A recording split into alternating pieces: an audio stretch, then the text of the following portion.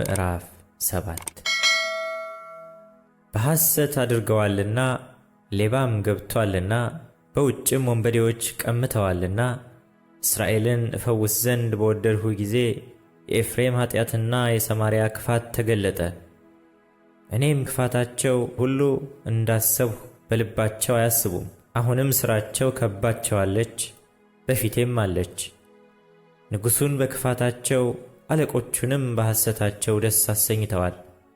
ሁሉም አመንዝራዎች ናቸው፣ ጋጋሪ እንደሚያነድበት እንደ ምድጃ ናቸው።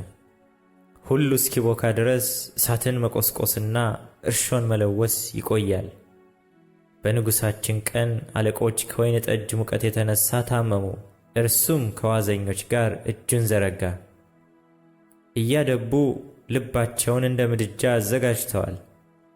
አበዛቸውም ሌሊቱን ሁሉ አንቀላፋ።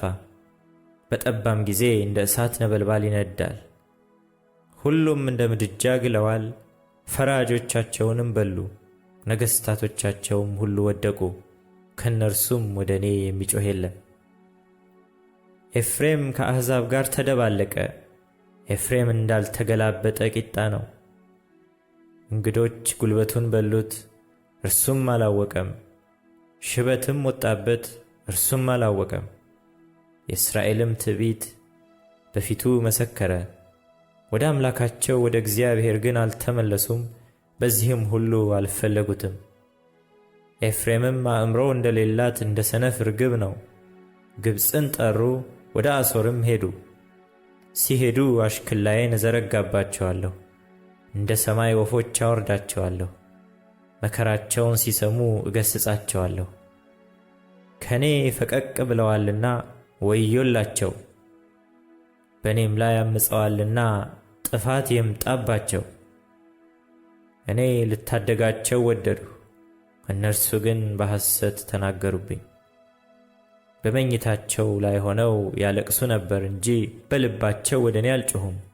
ስለ እህልና ስለ ወይን ጠጅ ይሰበሰቡ ነበር፣ በእኔም ላይ አመፁ። እኔም ክንዳቸውን አስተማርሁና አጸናሁ፣ እነርሱ ግን ክፉ ነገርን መከሩብኝ። ወደ ከንቱ ነገር ተመለሱ፣ እንደ ተንኰለኛ ቀስት ሆኑ። አለቆቻቸው ከምላሳቸው ቁጣ የተነሣ በሰይፍ ይወድቃሉ። ይህ በግብፅ ምድር ውስጥ መሳለቂያ ይሆንባቸዋል።